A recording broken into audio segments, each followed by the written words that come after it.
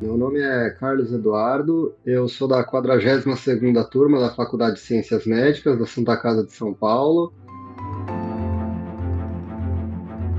Na verdade, eu demorei um pouco, bastante, na verdade, para chegar à conclusão que eu ia seguir a carreira médica, né? Apesar de que eu fui para a área da oftalmologia, que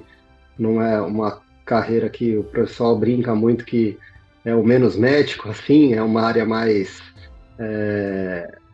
à parte, mas eu demorei muito para chegar na medicina. Eu no ensino médio não sabia o que eu ia fazer, cheguei a cursar a faculdade de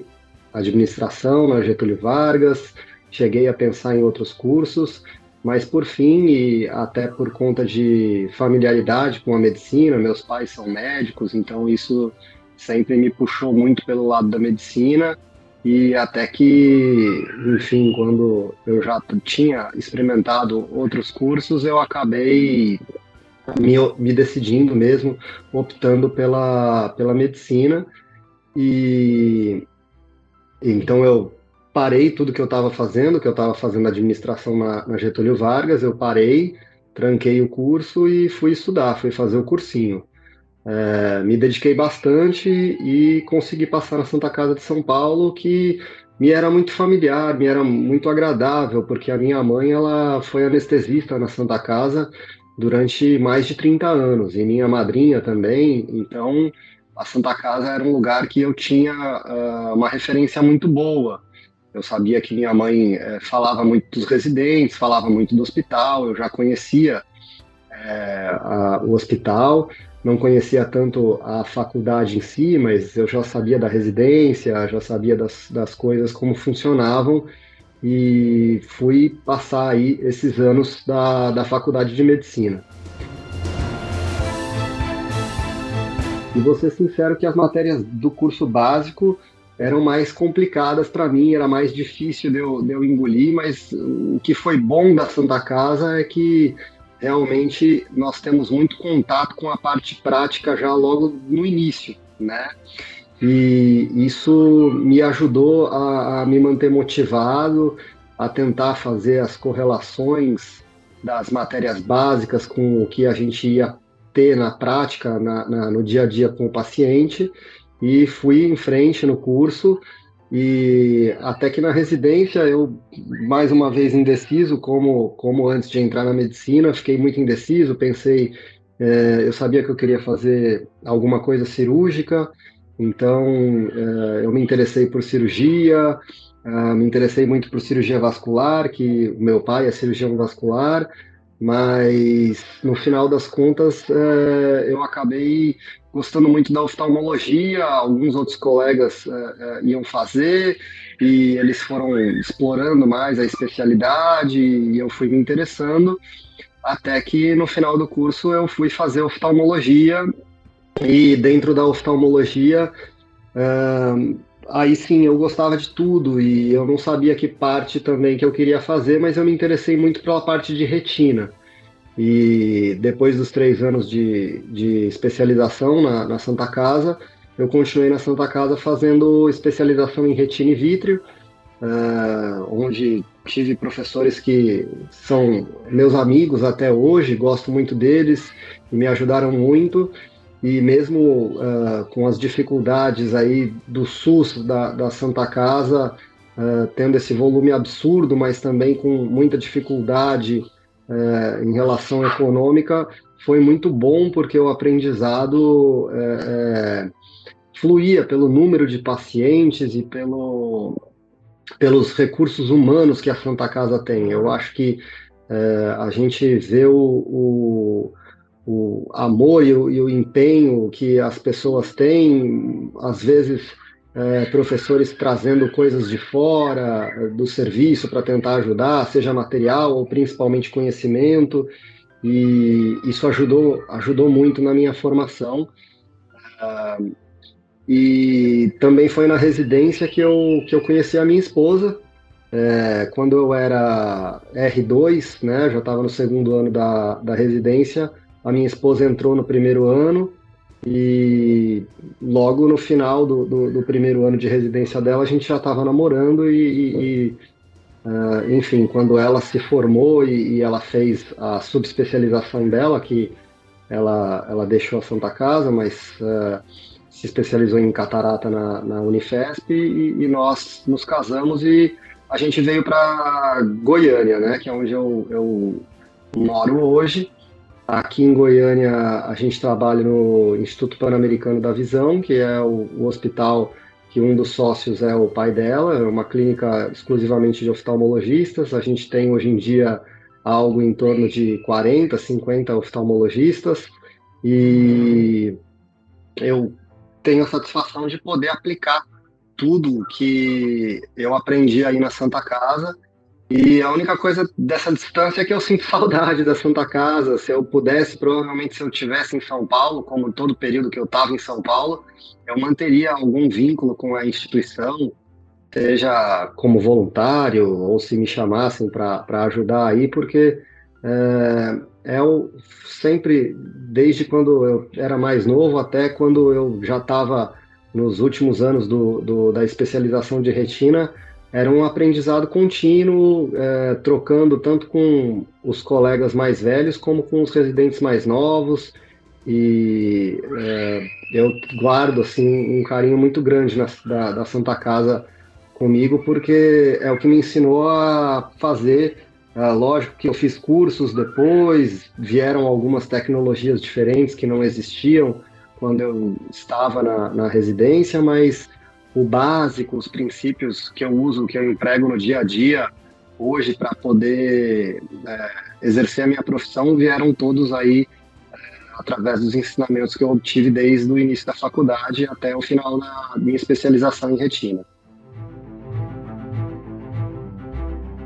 Bom, quando eu conheci a minha esposa foi até muito engraçado que eu queria ir para a Academia Americana de Oftalmologia, eu nunca tinha ido para um congresso internacional e é caro, né, para a gente na época da residência e aí eu não tinha com quem dividir o quarto, dividir o hotel e ela falou, não, meu pai vai, eu conhecia ela fazia acho que 6 meses que a gente estava namorando, nem isso, e ela falou, não, meu pai vai, você vai ficar com ele. E foi o primeiro contato que eu tive com o pai da minha esposa, o meu sogro, e ele me ensinou muito. Esse congresso foi em Orlando, né, o congresso anual da Academia Americana, e ele é um congresso que, para mim, é o congresso que eu gosto mais, apesar dos congressos nacionais a gente encontrar os colegas e conversar e brincar e trocar experiências. Para mim, em termos científicos, eu gosto muito desse congresso da Academia Americana e, eu fui nesse congresso com o meu sogro, então, da primeira vez, igual eu estava contando, e foi lá que eu conheci ele, que foi, junto com os professores da Santa Casa, uma das pessoas que mais me ensinou, tanto na parte profissional quanto na parte pessoal. E o meu sogro ele tinha fundado já aqui em Goiânia, junto com outros colegas, com outros grupos de oftalmologista,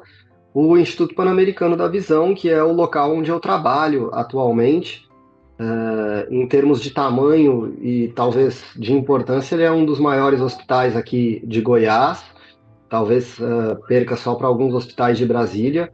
E graças a Deus aqui, Goiânia é um polo muito importante para a oftalmologia nacional, né? A gente tem aqui outros expoentes da oftalmologia, como o Dr. Marcos Ávila, que também foi o meu orientador na minha tese de mestrado, e se Deus quiser vai ser meu orientador agora no meu doutorado, que eu pretendo fazer futuramente, que eu, quando saí da Santa Casa, infelizmente não pude concluir aí mestrado e doutorado na Santa Casa, mas eu fiz aqui na Universidade Federal de Goiás, né? E na oftalmologia, diferente de outras especialidades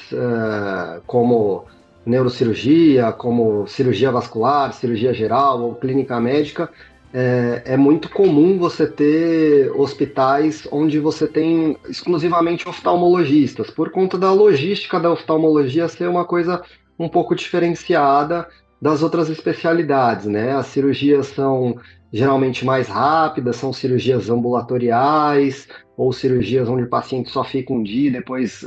volta para casa no mesmo dia, o que também foi uma coisa que me chamou muita atenção quando eu comecei a procurar a subespecialidade que eu ia fazer, né? Porque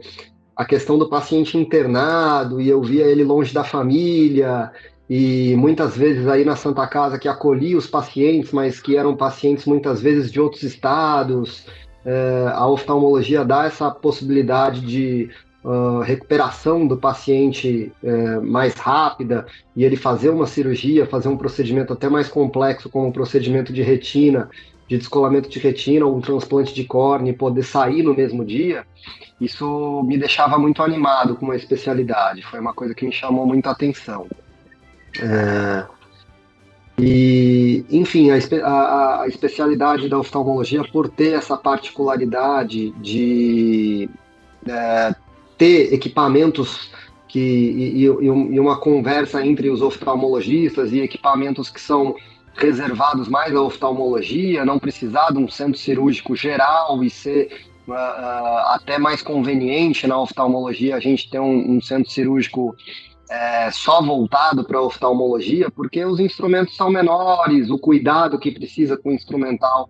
é diferente, né? Não convém misturar mesmo com instrumental ou com as coisas mais delicadas da parte oftalmológica com coisas mais grosseiras de cirurgia geral ou de cirurgia ortopédica. E então é muito comum, mesmo em São Paulo, mas eu vejo que em outros estados, e principalmente aqui em Goiás, é muito comum a formação de grupos, onde esses grupos se juntam para ter uma estrutura melhor. E o lugar que eu tô, tudo que eu preciso, seja de cirurgias mais complexas de retina, cirurgia de catarata, transplante de córnea, a gente tem toda a infraestrutura aqui para poder realizar isso sem precisar sair de casa, basicamente. Então, o mesmo prédio que eu atendo os meus pacientes, que eu faço as consultas no dia a dia, é o local onde eu consigo realizar as cirurgias e, inclusive, a gente abriu o serviço de pronto-socorro tem mais ou menos 3 anos e no último 1 ano eu estou responsável pelo pronto-socorro da instituição que eu trabalho e é muito gratificante a gente poder, às vezes no final do ano, no recesso, ou então em algum feriado, se chega algum trauma, a gente é referência na região e a gente pode cuidar do paciente, seja qual for o horário, qual for a necessidade dele, 24 horas por dia. Só tem aqui em Goiás, não tivemos planos ainda de expandir. A gente, quando eu cheguei, éramos mais ou menos 30 e poucos médicos, aí foi chegando o pessoal que geralmente eram os filhos dos sócios, foram chegando outros colegas e a gente está crescendo em número de oftalmologistas, mas a gente não teve ainda a oportunidade de abrir outras unidades, digamos assim. Tem prevenção, assim como quando a gente faz lá os nossos 40 anos, a gente vai fazer o nosso check-up anual, né? É recomendado, são coisas que a sociedade, o Conselho Brasileiro de Oftalmologia recomenda e que é recomendado fazer um check-up oftalmológico, justamente para tentar pegar as doenças mais graves, como por exemplo o glaucoma, numa fase inicial, para aí a gente tentar fazer a prevenção da cegueira, né? A prevenção na medicina como um todo, ela é muito importante e a oftalmologia não é diferente, né? Na oftalmologia, a gente pegar uma doença no início, seja um descolamento de retina mais inicial, seja um glaucoma mais inicial, proporciona que a gente possa fazer um tratamento muito mais adequado e com maiores chances de preservar a visão dessa pessoa.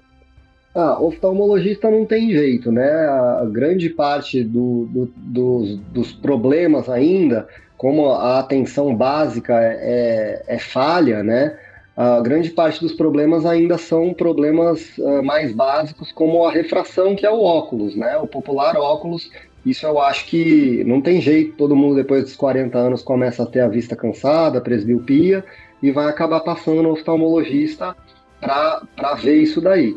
É, não é a parte que a gente mais gosta, a gente tendo uma formação mais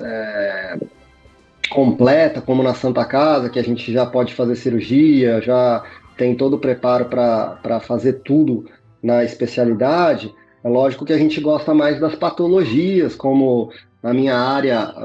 os problemas de mácula, os problemas de retina, de descolamento, é o que eu mais gosto de fazer.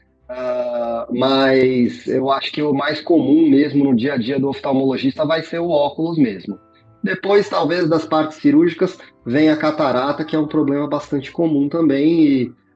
a gente brinca até que você vai ter catarata de qualquer jeito se você não tiver, porque você morreu muito cedo. Eu queria agradecer essa oportunidade. É sempre com muito carinho que a gente relembra, mesmo que de maneira virtual, poder relembrar a Santa Casa. Agora no mês que vem vai ter Congresso de Oftalmologia da Santa Casa e é sempre bom eles lembrarem da gente, chamarem a gente para participar, para falar, para trocar experiências, porque eu acho que todo mundo que passou pela Santa Casa percebe que depois conversando com os outros colegas e no dia a dia da profissão, que a Santa Casa realmente é diferenciada, é uma instituição diferenciada, a gente tem uma formação que tem um contato humano, um contato com o paciente desde muito cedo, e eu acho que isso reflete na maneira com que a gente se torna profissional, com um viés mais prático mesmo, mais voltado para pôr a mão na massa e querer ajudar da melhor maneira possível dentro das possibilidades.